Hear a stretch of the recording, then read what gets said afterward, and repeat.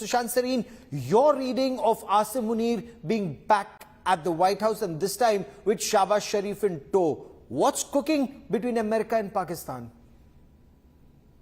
Gaurav, we can only speculate on what something is cooking and the ground is shifting in this part of the world. But what exactly is there in the mind of Donald Trump, if at all there is anything in it, we don't know. Has the Pakistanis been emboldened? Certainly. But let me tell you what I think, 5 or 6 things which could be happening.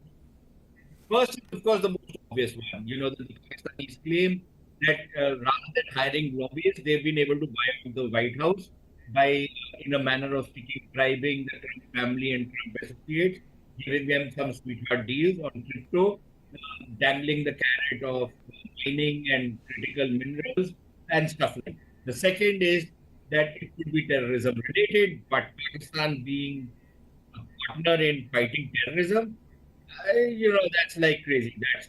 That's mind. Okay. The third possibility is that there is a certain mercenary role that is expected from Pakistan in West Asia. I don't agree with this Bagram thing which you were talking about in your initial report, because I think on Bagram the agency is with the Taliban. I'm not so sure if the Taliban are going to hand over the use of that base to the Americans. So that's out. But on West Asia, the Pakistanis are smacking their lips in anticipation that tons of money will flow in, because now they will play the policeman in West Asia. They could get EPTs in Gaza. I don't know how the Israelis will allow Pakistanis, given the fact that the Pakistanis hate the Israelis even more than the Arabs do, and are constantly calling for, the Jews.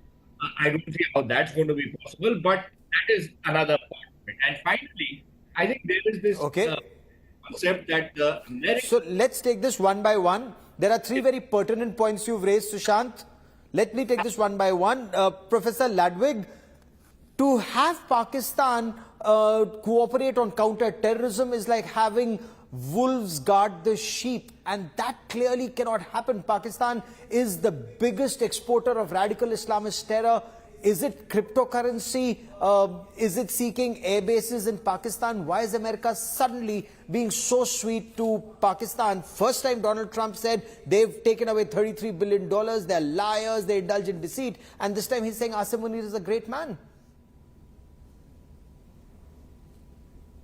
Well, let's not forget that Donald Trump in the first administration also did a complete whipsaw. If you remember the brief friendship and warming of relations that developed with Imran Khan that led Donald Trump to ultimately suggest, very falsely, that Prime Minister Modi had asked him to mediate between the two. So it's not the first time that he's done a complete 180 on U.S.-Pakistan policy, and the break from the Biden administration, where no one was thinking about Pakistan and it was not considered a strategic priority at all, is pretty remarkable. I think there is a concern in U.S. Central Command about ISIS-K, and the CENTCOM commander in testimony before Congress did mention Pakistani cooperation there. But it is really bizarre that the Trump administration, which seems to be so concerned about Islamic radicalism in the United States, is then cozying up to countries like Pakistan and Qatar.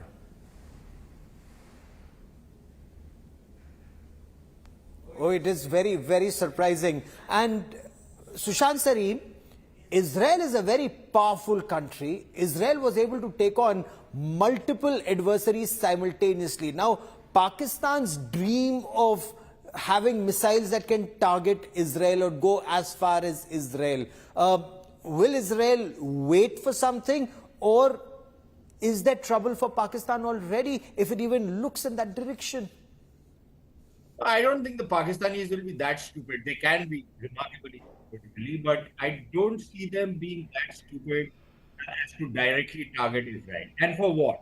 I don't think the Israelis are ever going to target Saudi Arabia. That's not on the anvil, because the Saudis have really done nothing against Israeli security interests, right? So I don't see how the Pakistanis get any kind of segue into attacking Israel directly. But I think the Israelis will, of course, be looking at Pakistan very closely, and which is why I said that if at all there is any plan of bringing some kind of an international force of peacekeeping in Gaza, I don't see how the Israelis will like to see Pakistani troops out there. Second, on the ISK factor, listen, there is some credible information now that the Pakistanis are looking the other way as far as the ISK is concerned. There is a kind of uncomfortable kind of a coexistence between the Pakistanis and ISK, because ISK is seen as a very potent tool to be used against the Taliban, against the Baloch freedom fighters, and against the TTP inside Pakistan. And there will be some attacks of ISK on Pakistan, which gives them plausible deniability.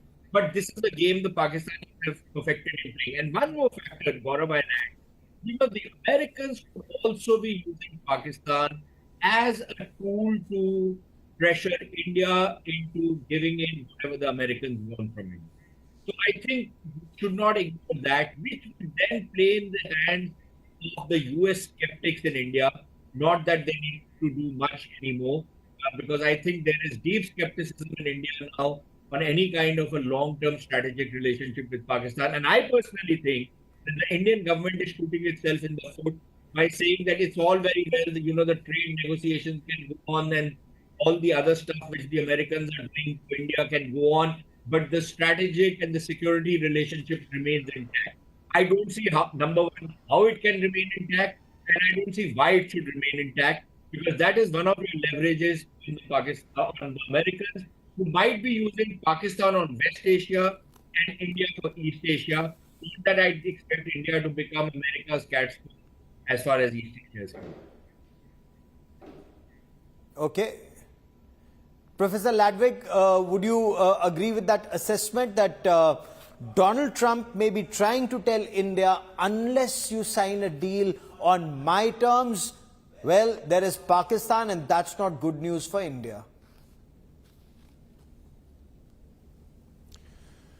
If Donald Trump had been surrounded with South Asia specialists like he had been in his first administration, I would say that that idea was not remotely plausible. Given the complete lack of expertise that exists in the National Security Council and the fact that he surrounded himself with political loyalists who just simply say yes to the man, I wouldn't take it off the table. He may think that in his art of the deal world, he's going to somehow convince India that they need to do what he says by doing this. It's a completely ludicrous proposition. I think no real expert would suggest it has a hope of succeeding, but with this White House, I don't think we can write it off.